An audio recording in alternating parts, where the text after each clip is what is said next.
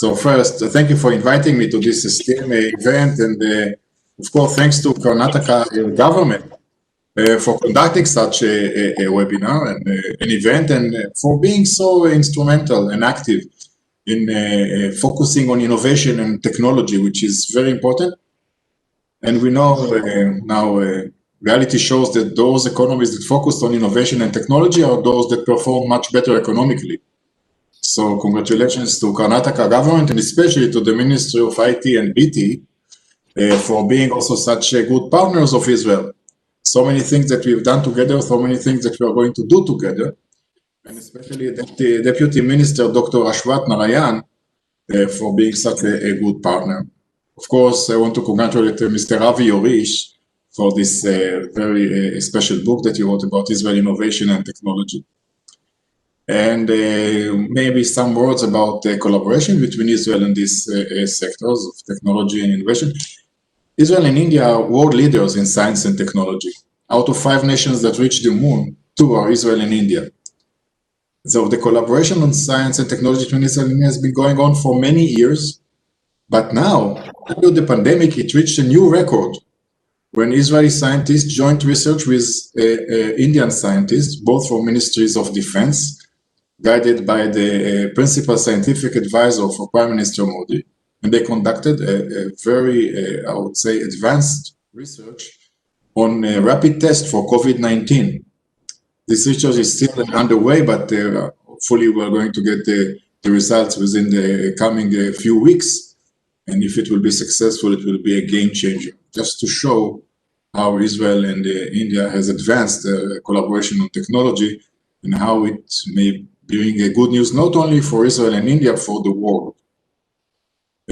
Just lately, about a month ago, we signed an MOU on innovation between NGO in Israel and iCreate, an incubator in Gujarat, which is one of the leaders in technology also in India. And of course, we can see many Indian companies, big companies, that are very present in Israel. We see Wipro, Infosys, TCS, and many others. And we see many scientists, entrepreneurs, and startups that are coming to India to work together, to joint research, development, and of course, after that production, which is totally aligned with the vision of Prime Minister Modi of making in India, for India, and for the world. And of course, Atmibar Bharat India, which is self-reliant India, which is so important both for Israel and India. So, of course, big scope for collaboration in technology and, of course, innovation between Israel and India. And I think that books like the one that Mr. Avi Jorisch wrote and other studies really support this collaboration. And since it's so fruitful and so rewarding, I would like to see more and more of that. And again, thanks to Karnataka government and to the Ministry of IT and BT for being such a good partner of us. Thank you so much. And again, thank you for inviting me. Great. Ambassador Malka, thank you for introducing this wonderful event. And I'd also like to take the opportunity to congratulate the Karnataka government, especially the IT and BT ministry and the Deputy Chief Minister, Dr. Narayan, for hosting the event, and to the DCM Ariel Seidman for really pushing to make this event happen today. So thank you very much. It's a pleasure to be here for everyone. Let me begin by stating a little bit of background. My journey with technology began about 6 years ago in July of 2014. And as a storyteller, I will tell you that I arrived, I live in the United States these days, and I take my children to Israel every summer. And my journey with tech began on July 2014, right after the 4th of July. I took my then 1.5-year-old and I enrolled him in a small school.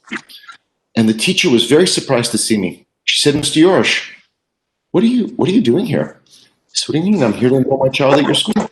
She said, "Haven't you heard? There's a war that's about to break out between Israel and Hamas.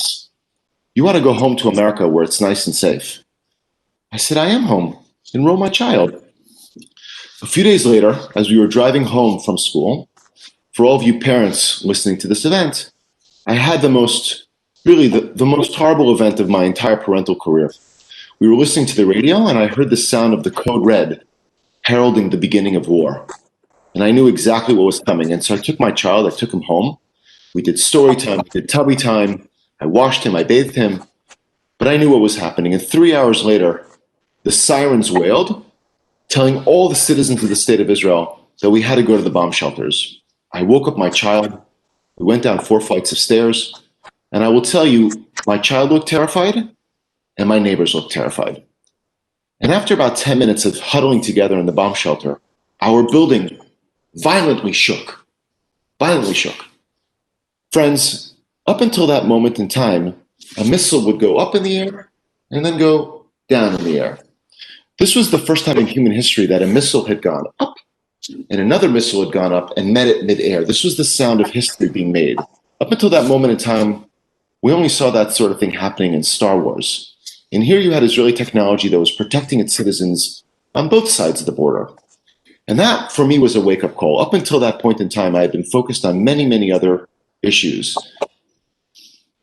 And that was a wake-up call for me that this technology and a whole host of other technologies coming from Israel were improving the lives not of millions of people, but of billions of people.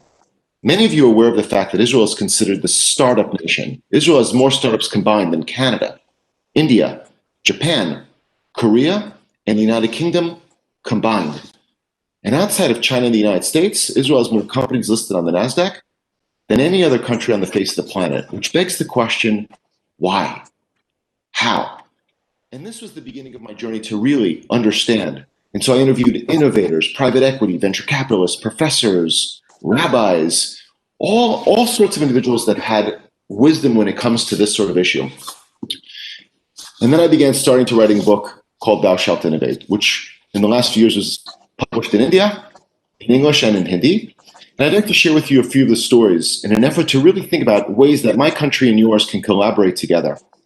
One of my favorite stories in the book is about an organization called United Rescue. United Rescue has done to my mind, three extraordinary things. I live here in Washington, D.C. now, and if I were to have a heart attack on the spot, on average, it takes 22 minutes to have an ambulance arrive at my home.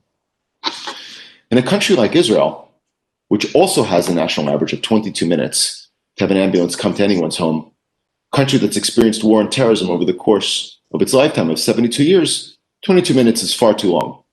And so my friend and colleague, Eli Beer, founded an organization, United Rescue, that does three things.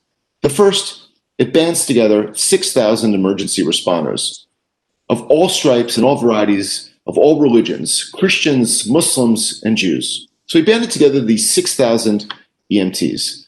The second, those of us who want to call a cab these days, we don't call cabs anymore. That's so 1975. We get on our smartphone, we press a little button, and all of a sudden, via Get, Lyft, Uber arrives. Before even the smartphone, Eli Beer created an app that essentially, instead of calling a cab, calls the 5 nearest emergency responders using geospatial sound. In order to get to the scene of a medical emergency, he created these small ambucycles, which is half ambulance, half motorbike. Friends, the national average of anywhere in Israel for an emergency responder to come to the scene of an emergency anywhere in the country is 3 minutes. And in every major city, it's 90 seconds. And I will tell you, that's extraordinary. But what's really extraordinary is that Israel has now scaled up this technology, this cheap, scalable technology, to 9 countries around the world. In the United States, we have it in 1 city. In India, this technology is yet to come, and I can envision this being one of the first places that we can collaborate in a significant manner to save millions of lives. When Prime Minister Modi came to Israel, this was one of the items on the agenda. He discussed this with Eli Beer, the founder of the organization, and it is my deep hope and desire that Israel can export this type of technology to India in order to save lives. The second place where Israel really shines, and I can see another area of deep cooperation between India and Israel, is the idea of water technology. Israel is a country that is 60% desert, and despite of that, it is the world's one and only water superpower. It has more water than it knows what to do with. It doesn't rely on the weather or its neighbors for its water consumption. Israel leveraged 4 different technologies in order to become a water superpower. Some of it was created inside the country, some of it was created outside the country, but the sum of the whole is greater than its parts, and Israel has basically become this extraordinary water superpower that now exports water to its neighbors as well. The first is desalination. Israel has 5 desalination plants providing roughly 60% of the potable water needs of the country. The amazing thing here is that technology was created in the United States, but perfected in Israel.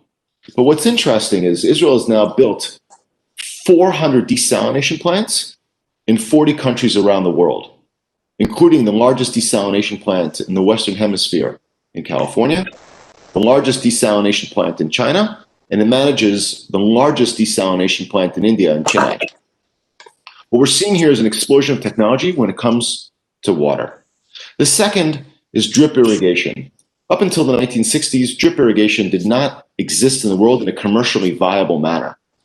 Israel created drip technology that really could be exported to the entire world. That technology today is used by over 1 billion farmers, including in India, but it is an area of major growth. The third, recycling of wastewater. When we use our toilets around the world, we generally think of wastewater. Wastewater that comes from our toilets as being a little disgusting. In Israel, it's the most valuable commodity you can buy or sell. And let me walk you through the normal process. We go to our toilets, we flush the toilet, the water is generally cleaned twice, and then our water authorities dump it back into our rivers and oceans. In Israel, the process is slightly different. First, the human waste is removed. It's used as fertilizer. The water is cleaned 5 times, and 90% of that water is used for agricultural purposes. Technically, you could drink that water, but the idea of drinking recycled wastewater is a little disgusting, so Israel doesn't do it. But I can assure you that that technology is coming to India and around the world and to Israel because the water in the world is running out. Israel is at 90%. Today, India is at 30%. And this is another area where our countries can work together for the greater benefit of all. The last piece of technology that Israel has used to become a water superpower is the 2-button toilet. All toilets in Israel have 2 buttons, button 1, button 2, number 1, number 2. And as a result, Israel has now become this water superpower. Now let's talk about the ramifications of this. First, in the region of the Middle East, let's take a country like Egypt. Egypt today has a country of 100 million people. Not so much when you compare it to India, but still a significant number of people. In less than 4 years, Egypt is going to experience a water problem of biblical proportions. Egypt is slated to run out of water in the next 4 years. Iran, a country today that points its missiles at Israel, and a country of 80 million individuals, in less than 15 years, half of its population are going to become water refugees. In the next 20 years, the United Kingdom is going to experience massive water shortages. In the next 10 years, 40 out of the 50 United States are going to experience massive water shortages. What we're seeing here is a picture that, unless corrected, will not look bright when it comes to water. But Israel has figured out this equation and has a tremendous amount of expertise and knowledge to share with countries like India and others. Let's go to other pieces of technologies that have particularly inspired me. For those of you that either know someone or have experienced Parkinson's, you know that one of the leading technologies in the world today is deep brain stimulation. Deep brain stimulation is similar to shock therapy. It's a mini form of shock therapy, except instead of you shocking the body, you shock the brain. Deep brain stimulation was created in France in the 1980s.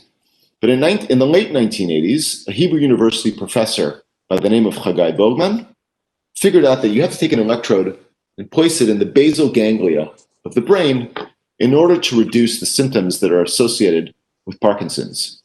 The only problem is if you don't get to the exact spot in the brain, you either turn someone into a vegetable or worse, you kill them.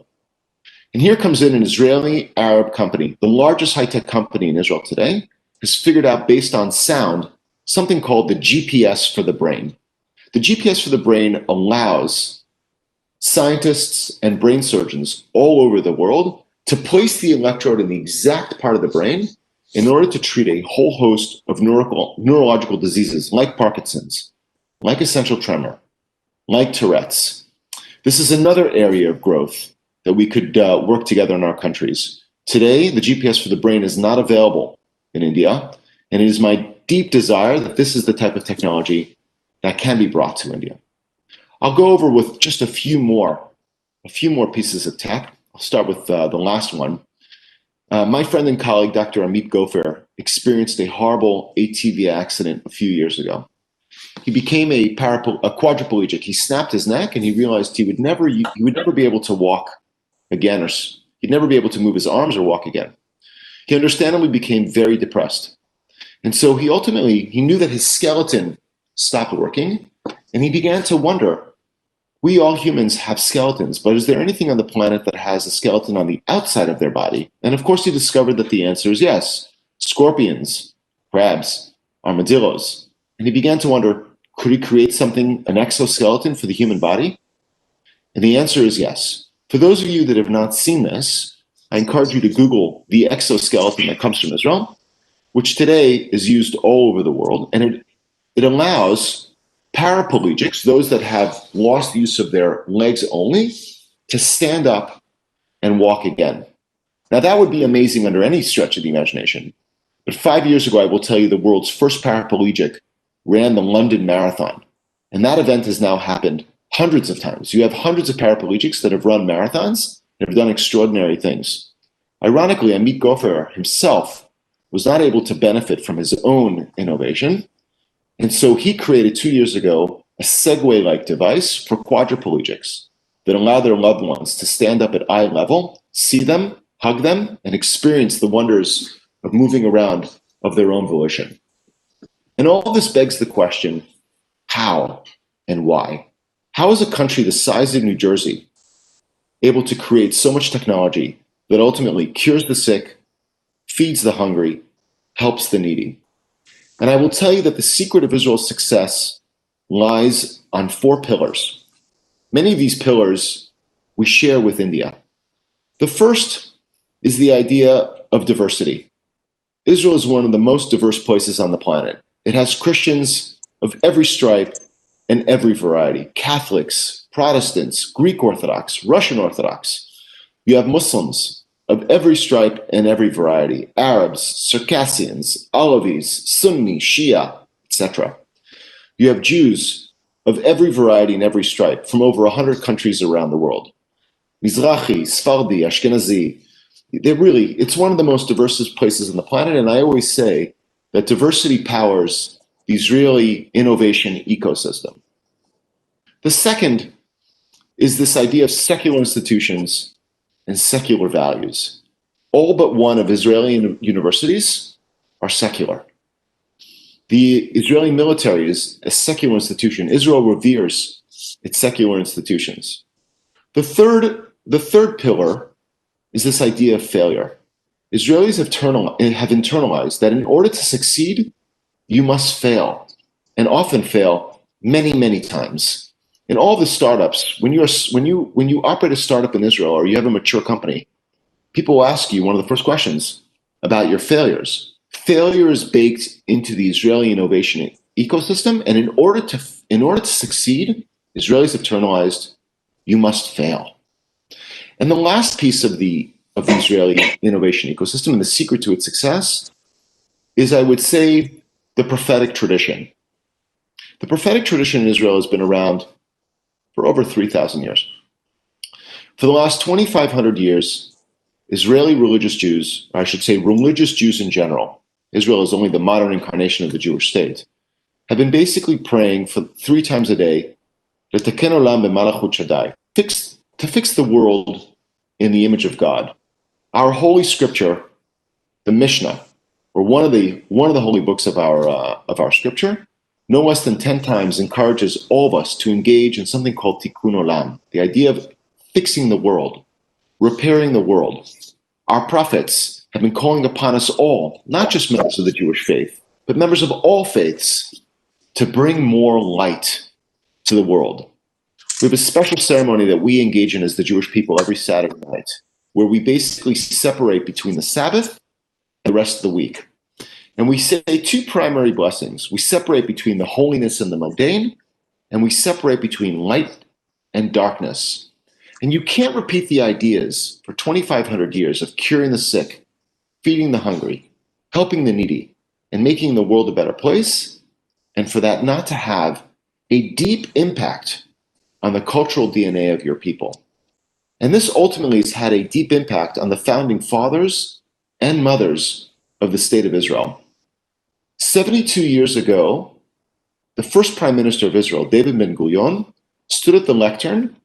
He called into existence the State of Israel, and he said, among the many extraordinary things that he said two extraordinary things. The first is he said that the gates of Israel are officially open to any member of the Jewish faith to come home. We've been waiting for this moment for 2,000 years. And during his speech, he said a second extraordinary thing that had an impact from our perspective on the rest of the world. He said, Israel has been granted the great privilege and the obligation to tackle some of the gravest challenges of the 20th century.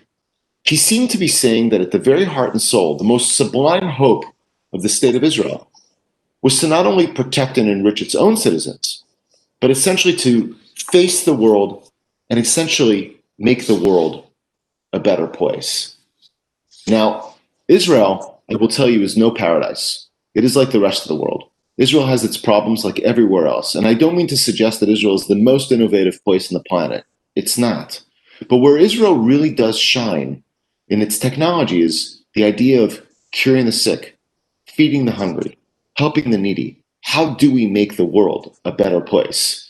As this has been our most sublime hope for the last 2,000 years and is now in the reincarnation of the State of Israel, one of the things that I think we strive to do our very, very best. Let me share with you one more story. A few years ago, I came home from work, and my wife at the time gave me that look that all husbands are terrified of. And I could tell something was immediately wrong. And she turned to my then 5-year-old, and she said, Aiden, tell your father what you've done. No 5-year-old is excited to tell his father what naughty thing he had done that day. And so my wife, she walked over to me and she whispered in my ear. She said, your son told a homeless person that he was a very bad man. And as a young father, I was horrified. How does a child tell a homeless person that he's a bad man? And so I asked my son at the time, I said, would you please put on your shoes and your coat? We're going to go on a small walk. He said, Daddy, where are we going? I said, we're going to go on a mission. And we got about halfway down the block, and I knelt down. And I said, in the most quiet way I could, I looked at him at eye level. I sat down on the curb. And I said, why did you tell that homeless person that you're a bad man? And my son, he didn't know the answer to that. And so I took another step. I said, was it because he was homeless?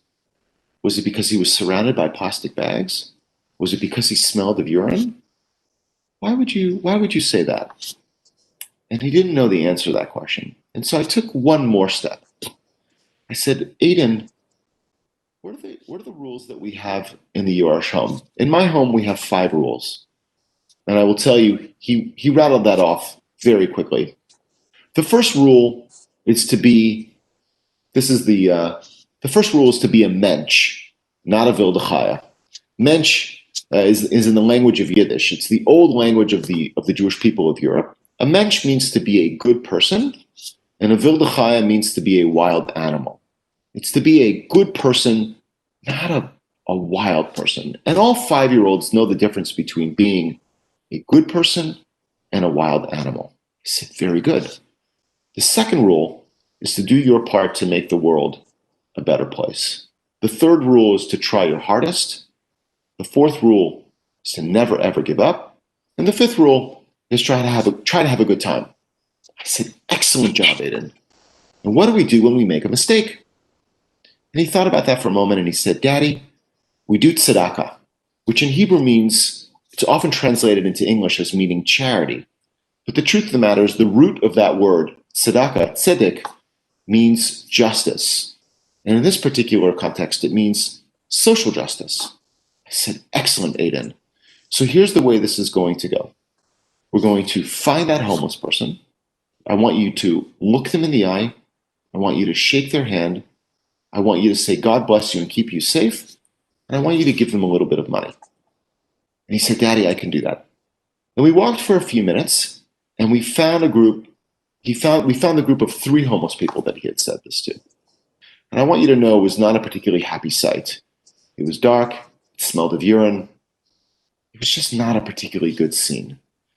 And my son, true to form, he marched right up to the homeless person that he had said this to. And he looked him in the eye. He shook his hand. He said, God bless you and keep you safe. And he handed him a little bit of money. And do you know what happened? We had a very awkward moment of silence. This homeless person is looking at my son. He's looking at me. We're looking at him. And then do you know what happened? This homeless person, he hugs my child. He hugs my child. He high-fives him. He's smiling. He says, you're an angel. You could see this was the first human interaction that this individual has had in a very, very long time. After a few minutes of us chatting together and having a good time, I thank them for their time, and we walk away. And again, I kneel down and I ask my son, I say, Aiden, what just happened here? And Aiden says, Daddy, I made the world a better place, and it feels good.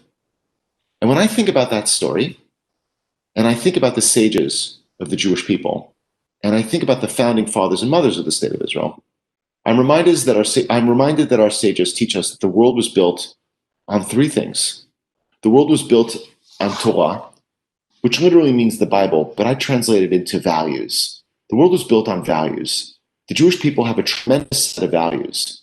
But I have to tell you, as you know in India, all wisdom traditions, Hindus, Muslims, Christians, Jews, Sikhs, we all have wonderful, wonderful wisdom traditions that teach us all to be good human beings and make the world a better place. Avodah, hard work. The second pillar is hard work. No one would have believed 72 years ago when the state of Israel came into existence that Israel today would be the startup nation and have more startups combined than Canada, India, Japan, Korea, and the United Kingdom combined.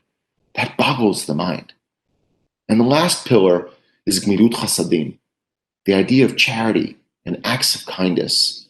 Israel today is taking its best piece of technology, tech, and making the world a better place by curing the sick, feeding the hungry, helping the needy. And so, friends, I want to share with you a few more things. I want you to look at yourself on the camera, and I want you to realize, with the thousands of people that are with us today, that the only people that are going to move the dial on the issues that we care about, curing the sick, feeding the hungry, helping the needy, my friends, are you. It's you and me. We have all been granted the great privilege and the obligation, in the words of David Ben-Gurion, to tackle some of the gravest challenges of the 21st century. Now, my friends, in the next 20 years, we're going to experience, according to the great futurists, Ray Kurzweil, Peter Diamandis, and others, we're going to experience, my friends, 25,000 years of human change over the course of the next 20.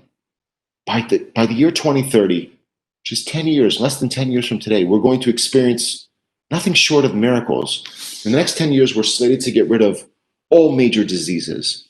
The difference between artificial reality and virtual reality and reality itself will be indistinguishable.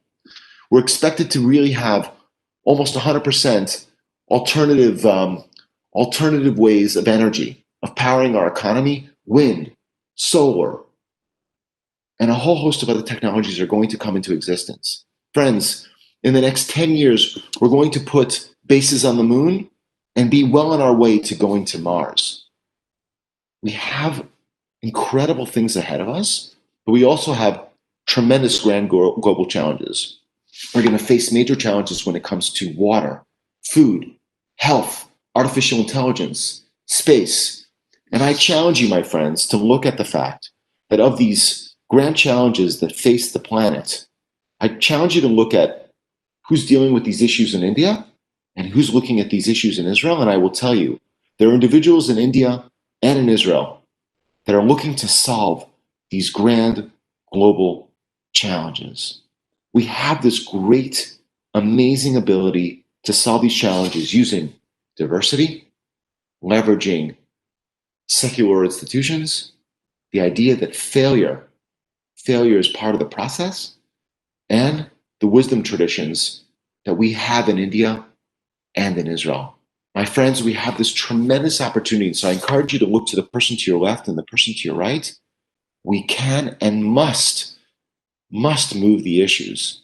We can solve these problems. Friends, our greatest days are ahead. And I encourage you to look to Israel for challenges that face India today. We can solve these problems together. On the challenges that we have in existence today, I encourage you to either look to Israel, if that solution exists, or look to my country and see, can we solve this problem together?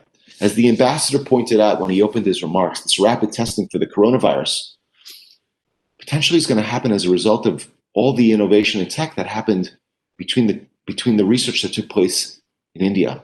Israel has 30 centers around the country that are looking to solve agricultural challenges. My friends, we can solve these problems together. We can and we must. With that, I will leave you. I will be glad to take questions, I believe, in the chat.